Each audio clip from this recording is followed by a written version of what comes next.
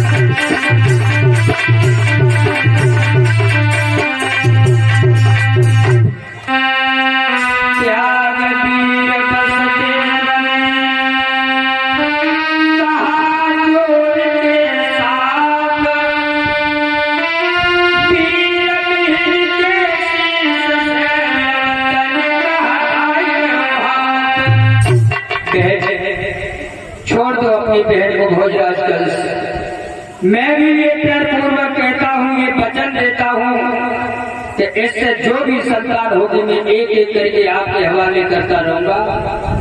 ये भी हाथ उठा करके संकल्प करता हूँ, प्रतिज्ञा। लेकिन आप अपनी बहन को मत मारो। लेकिन भोजराज कंस को ये पता था कि बसदेव झूठ नहीं बोलते हैं। जब यकीन आ गई है, दोनों को छोड़ दिया। बसदेव देव की आपने जाकर के घर पहुंचते हैं।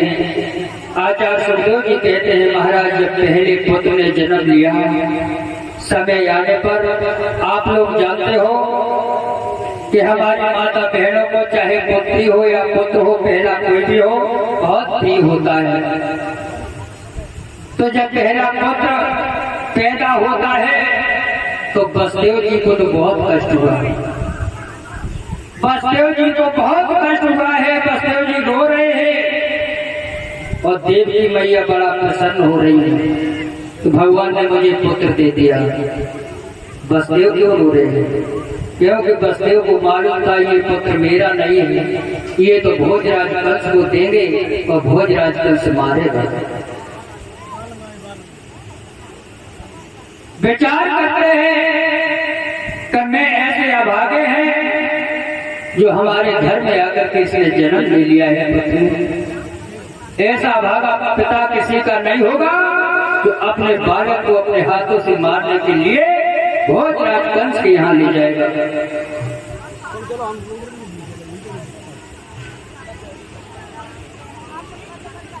बसदेव जी महलों के लिए अंदर गए और जैसे देवकी मैया ने देखा, देवकी मैया कहने लगी, हे स्वामी इधर आओ, देखो ये अपना पहला बालक है, कितना प्रिय है, कितना सुंदर है। बहुत खुश है देवकी। बसदेव जी नीचे को गर्दन कर गए, आंखों से आंसू बहने लगे। हे प्राण प्रिय,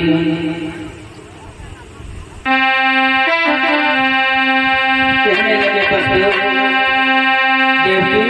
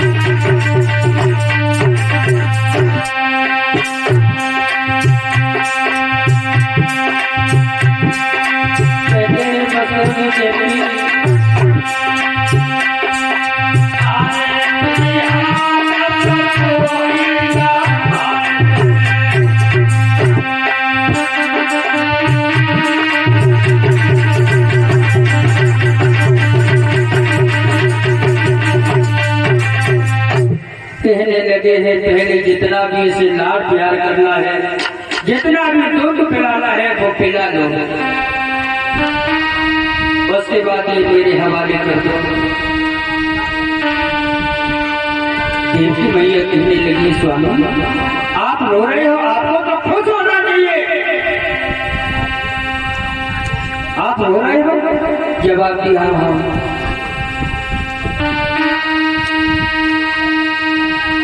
बसदेव कहने लगे, देवकी उस दिन की याद भूल गई ना? तुम्हारे भैया से हम वादा करके आए हैं, जो भी संतान होगी मुझे उसको देना है। ये पुत्र मेरा नहीं है, ये पुत्र तेरा नहीं है, दे दो।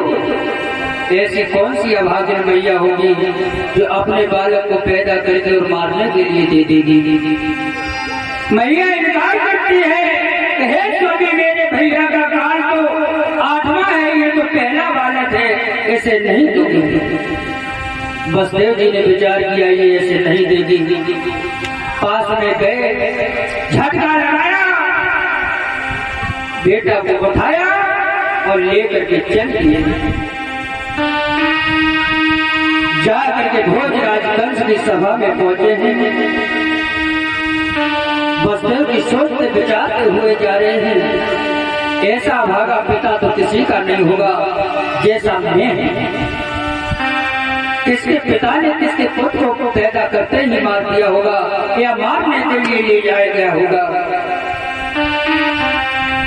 भोजराज कंस ने वसुदेव जी को आता हुआ देखा, कहा आइए वसुदेव जी आइए, स्वागत है, कहिए। पहला बालक किसका?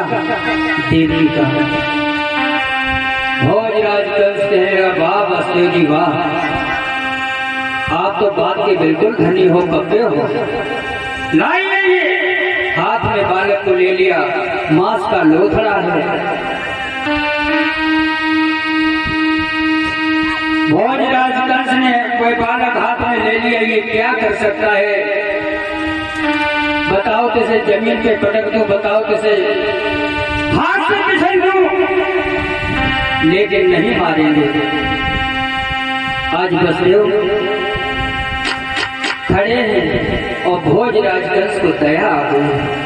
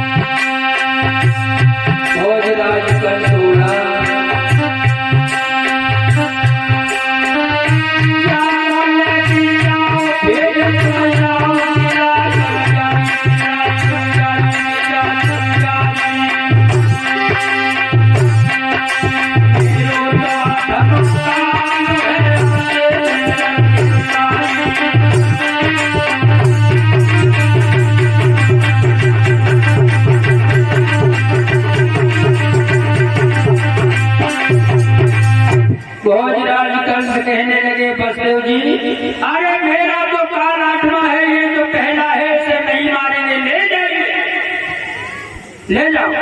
वसुदेव जी भागते दौड़ते हुए गए और अपने लाला को गोदी में ले लिया, कहा कि ले जाओ।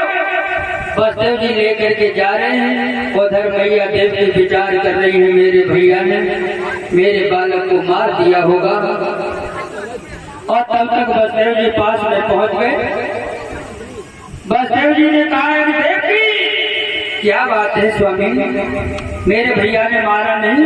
जवाब दिया नहीं, इसे ले जाओ। ये कहा है कि जब 8वां पैदा हो जाए तो मुझे दे जाना। इधर देव ऋषि नारद बाबा को चैन नहीं पड़ा। देव ऋषि नारद बाबा ने धुंधना उठाओ और बीड़ा बजा दुल्हे पहुंच गए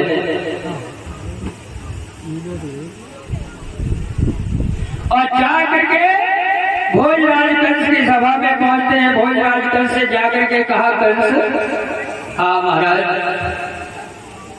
बड़े हर्षोल्लास में बैठे हो? जवाब दिया हाँ। मैंने सुना है उस दिन आकाशवाणी हुई थी। जवाब दिया कि आकाशवाणी भी हुई है और पुत्र भी पैदा हुआ और थोड़ी जल्दी आ जाते तो आप भी देख लेते। क्या? देवी का पहला बालक छोड़ क्यों दिया? 8वां पैदा हो जाए तो हमारे हवाले कर जाना। आज देव की मैया बड़ी ही प्रसन्न है, कहती है कि धन्य है भैया, भैया हो तो हमारे जैसा हो, जो हमारे बालक को नहीं मारा। लेकिन उधर देव ऋषि नारद बाबा ने तो आग लगा दी।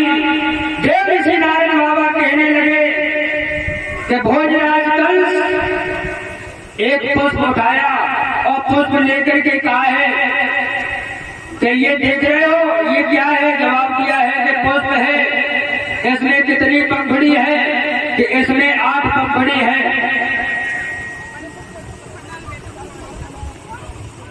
तो पहले छोड़ करके दूसरी पंखुड़ी से गिनना शुरू करो।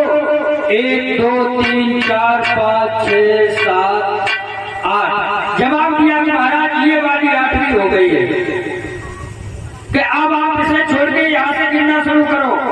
फिर गिनना शुरू किया 1 2 3 4 5 6 7। महाराज अब ये वाली 8वीं हो गई है। ये पढ़ाई थोड़ी है, वो तो नारद बाबा है, उल्लू को पहाड़ों पढ़ाए रहे, इधर से उधर घुमा रहे। कहा कि ये बताओ कि बाबा अभी ये 8वीं थी, अब ये हो गई कि फिर गिनवा से छोड़ दो। 1 2 3 4 5 6 7। अब बाबा ये हो गई कि जिस प्रकार से इस पुष्प की प्रत्येक पंखुड़ी 8वीं हो सकती है, ऐसे पता नहीं है कि वो 8वें नंबर पे आए।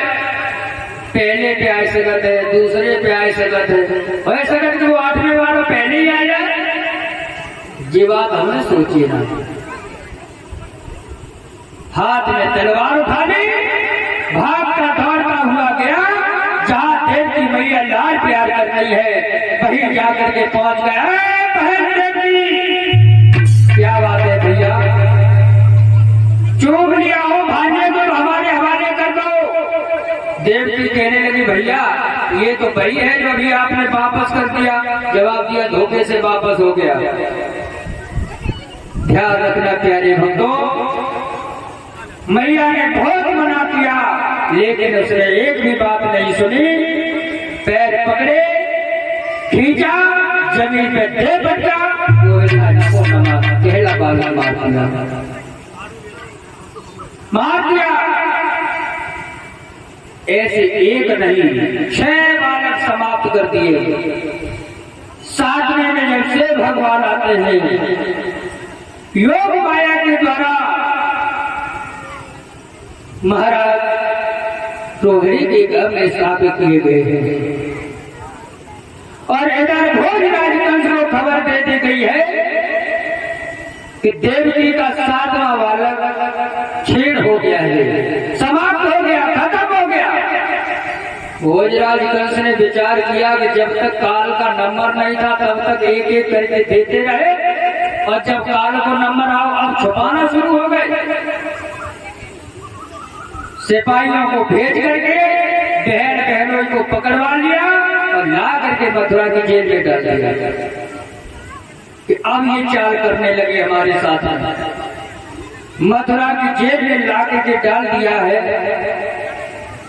तो ध्यान रखना क्या दशा है। चारों तरफ से बड़े बड़े वीर बहादुर सरदार लगा दिए गए हैं।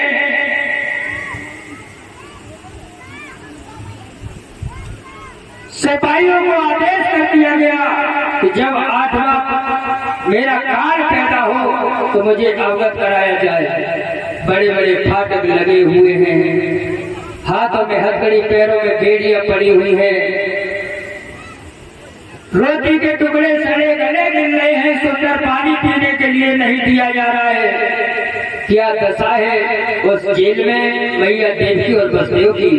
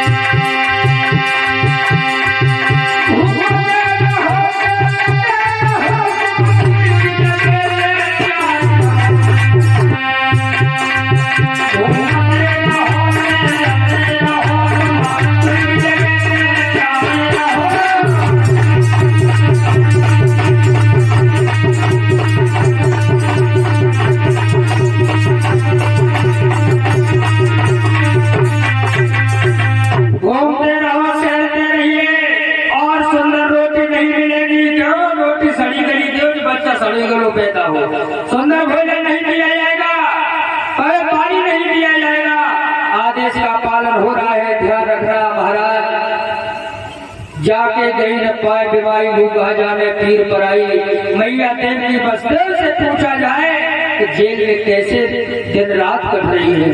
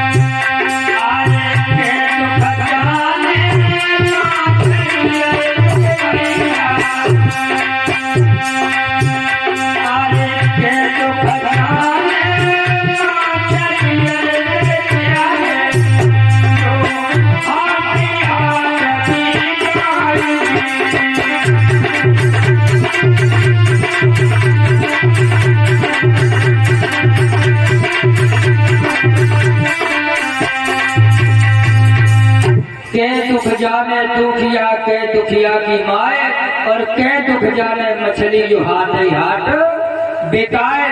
इधर कंस को हो रहो दिन दिन चित्त उदास, और उधर देवकी को भव पूरो दसो मास। इधर भोजराज कंस को नींद आना बंद।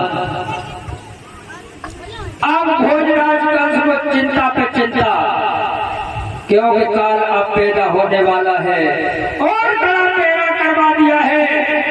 मेरे साथ में गद्दारी नहीं होना चाहिए। क्या दशा है भोजराज कंस की भैया?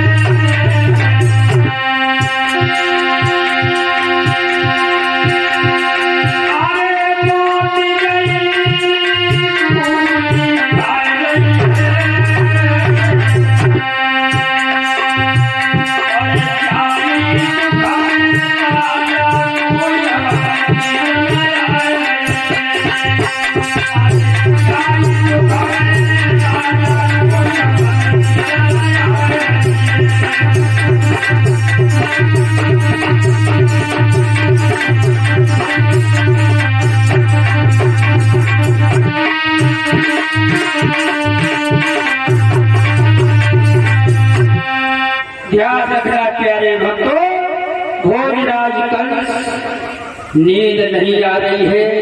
इधर क्या हुआ, हाथों और पहरेदारों पर बेहोशी आती जा रही है।